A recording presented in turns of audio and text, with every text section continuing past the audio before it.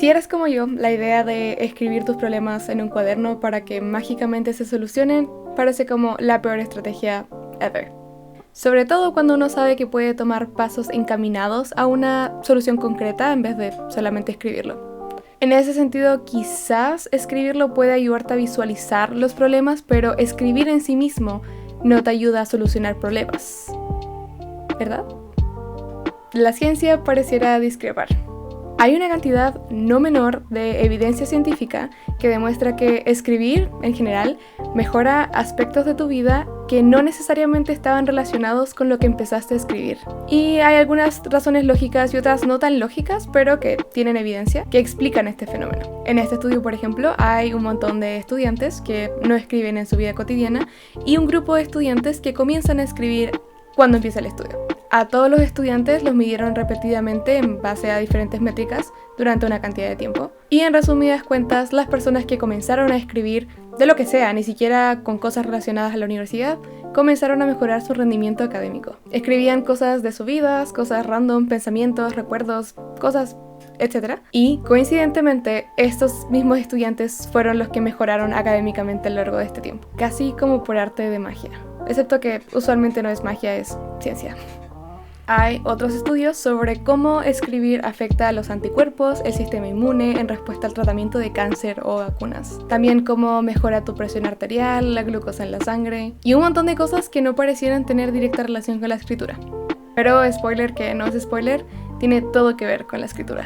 Una de las cosas más obvias es que cuando estamos rodeados de distracciones, tener un momento dedicado a reflexionar en general, en vez de evitar tus problemas, probablemente sea mejor que disociarse y acumular estrés, así como también una forma de pensar y dilucidar tus problemas de forma más clara. Por otro lado, si tienes la tendencia a sobrepensar y que te abrumen estos pensamientos, la escritura misma te fuerza a solamente poder concentrarte en una cosa a la vez, ya que solo puedes escribir tan rápido como puede permitirte tu cuerpo. Por tanto si eres de esas personas que evitan los problemas como si eres una persona que busca los problemas en tu mente, el formato mismo de la escritura te ayuda por igual. Sin embargo, una hipótesis quizás no tan obvia es que esto te presenta una dosis apropiada de cómo cargar con el peso emocional de algún suceso o del día en general, sin que sea demasiado fuerte de visualizar o de revivir, por ejemplo, en una experiencia traumática. En cualquier caso, siempre, obvio, consulten a su terapeuta. En mi experiencia con TEPT, siempre todos los terapeutas me han dicho que escribir es bastante bueno, pero en ciertos casos delicados tiene que ser una escritura guiada. Pero sí, si hay algún tema en particular, siempre consulten con sus profesionales de confianza. De hecho, uno de los estudios que recuerdo haber leído era de la revista de Psychological Science, que independiente de si es algo como demasiado intenso o no, las personas del estudio que escribieron sobre una experiencia emocional intensa tuvieron menos síntomas físicos y psicológicos relacionados al suceso que las personas que no lo escribieron.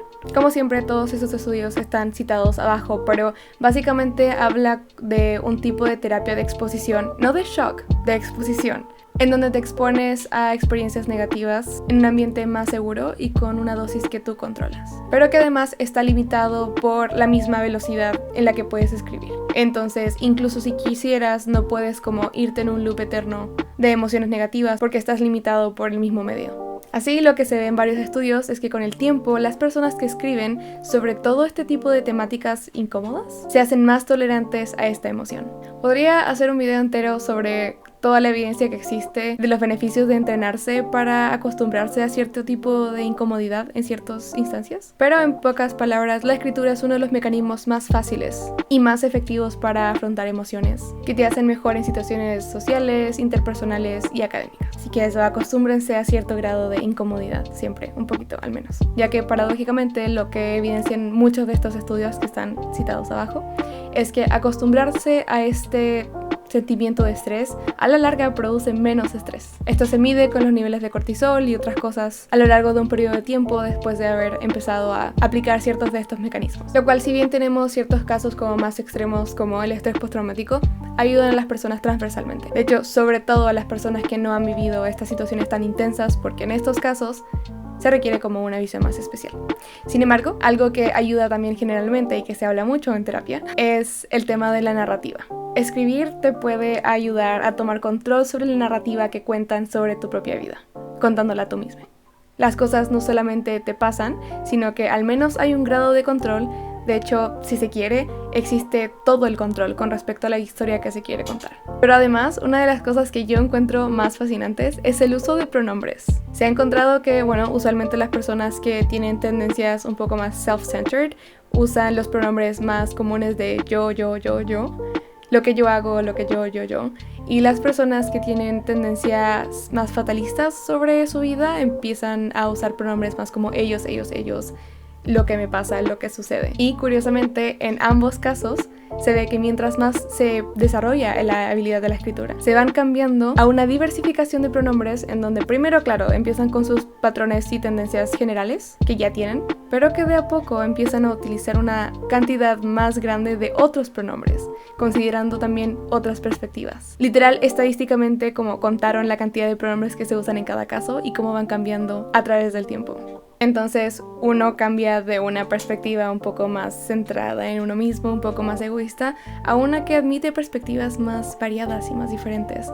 Y el otro asume un poquito más de grado de responsabilidad o quizás solamente cuestionamiento, que es una mejora sobre cuál es el rol que tiene en la historia. Todo esto colinda en que en realidad, independiente de los patrones que tienes o de las necesidades que tengas, las cosas por las que has pasado, en general todo ayuda a que psicológica y físicamente te sientas mejor con el tiempo.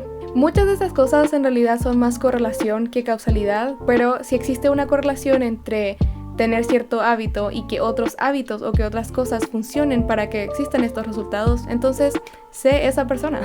Creo que desacreditar la evidencia, la gran evidencia empírica sobre una cosa estando relacionada a otra, con que es solamente correlación, es falaz. Porque independiente si es el huevo o la gallina, si es que este hábito genera esta consecuencia o si este hábito propicia otros hábitos que realmente generan esta consecuencia, en ambas posibilidades escribir pareciera ser algo que contribuye a algo bueno. Pero después de haberles ojalá convencido de a lo bajo ir a leer los estudios donde está toda esta evidencia y a lo alto de comenzar a escribir, ¿cómo lo hago? Obviamente se ha estudiado muchas frecuencias y duraciones, pero de lo que se sabe ahora es que 1. Escribir tiene algunos efectos inmediatos y otros no inmediatos. Por ejemplo, en un estudio de UCLA se encontró que escribir sobre las emociones negativas y sentimientos en general durante 20 minutos 4 días consecutivos redujo significativamente los niveles de estrés de los participantes, y aún mucho más semanas después, en comparación a los otros grupos que no hicieron nada y que por tanto no notaron ninguna mejora. Otros estudios lo hicieron con 30 minutos al día, todos los días, otras personas lo hicieron con 1 hora por una cantidad de X de tiempo. En realidad hay demasiadas frecuencias y duraciones y todas demuestran una mejora siempre y cuando haya un grado de consistencia.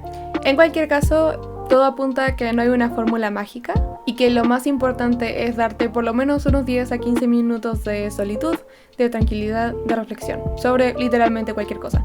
Puede ser un recuerdo que se te vino a la cabeza, puede haber sido de tu día, de algo específico de lo que quieras reflexionar o simplemente algo que quieras escribir. Lo más importante es el momento y el espacio que tú te das para enfocarte en eso, enfocarte en tu escritura.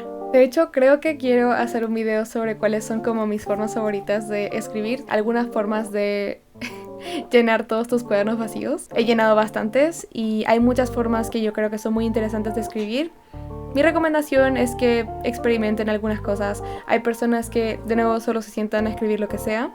A mí en particular, una de las cosas que me ha ayudado mucho y que me gusta mucho porque como que lo hace divertido, sobre todo después de tanto tiempo de escribir todos los días, es tener como prompts. O sea, tienes como páginas que te dan como preguntas, una pregunta al día o un concepto al día para escribir en torno a él. A mí me fascina, me encanta. Y hace que no sea tan monótono todos los días. 2. No necesariamente tiene que ser como algo emocional en el sentido de algo que te haya pasado o algo que tú hayas sentido, sino que también puedes tratar de enfocarte en sensaciones que te gustaría sentir más seguido. Por ejemplo, la gratitud. Puedes como escribir cosas por las cuales estás agradecido o cosas en las que pensaste ese día, que crees que pueden ser importantes, incluso como mensajes para el futuro, porque leer de vuelta lo que has escrito en el pasado también ha demostrado ser bastante efectivo para el cumplimiento de algunos de los beneficios que se han listado anteriormente. Y en general, escribir sobre cualquier cosa ayuda, pero de nuevo, sobre todo si es que se quiere practicar a la vez otras habilidades como el hecho de sentirse incómodo por ciertos momentos del día en cantidades controladas o tratar de enfrentarse a un suceso de una forma segura o en un ambiente más ameno a lo que usualmente uno está acostumbrado cuando tiene que enfrentarse a las emociones, ayuda también bastante. Y 3, algo que quizás es importante notar es que también hay evidencia que apunta a que escribir a mano por alguna razón es mucho más efectivo y demuestra más beneficios o una mayor cantidad de beneficios que escribir digitalmente. No sé por qué, en todo caso, escribir independiente del medio es beneficioso, pero si quieren sacarle como más provecho a ese tiempo o estadísticamente tratar de encontrar más beneficios, pareciera ser que escribir a mano, por alguna razón, está más ligado a la consolidación de memoria y por tanto como al aprendizaje de este tipo de habilidades que uno desarrolla cuando está escribiendo. Y 4, además, y ya por último, también una de las consecuencias que yo creo que son bastante obvias es que puede ayudarte a la toma de decisiones y a la resolución de problemas en general. Recuerdo uno específico que era de la revista de Journal Experimental Psychology, va a estar en la pantalla en algún lugar. Se encontró que los participantes que escribieron sobre sus preocupaciones antes de tomar la decisión tuvieron mejores resultados que aquellos que no lo hicieron. Los investigadores dicen que probablemente está ligado a la capacidad de organizar, de clarificar pensamientos, lo cual puede ayudarte a tomar decisiones más informadas y más claras. En resumen, la evidencia científica es muy evidente. Escribir tiene grandes beneficios a la salud mental, al rendimiento académico, a la toma de decisiones, a las condiciones de tu físico y bienestar en general que mejoran tu calidad de vida. Así que no solamente la próxima vez que tengas sentimientos de ansiedad y estrés, pero también en general en tu vida cuando estés tranquilo, cuando no estés tranquilo, cuando tengas tiempo, cuando tengas que hacerte el tiempo, escribe. O al menos considera tomar un lápiz y un papel y literalmente pon cualquier cosa que se te venga a la cabeza. Eso ya te da más beneficios que una persona que solamente se sienta ahí a pensar o que se distrae para no pensar en las cosas que quizás debería estar pensando. Así que eso, escribe, solo porque sí. Tu mente y cuerpo te lo agradecerán.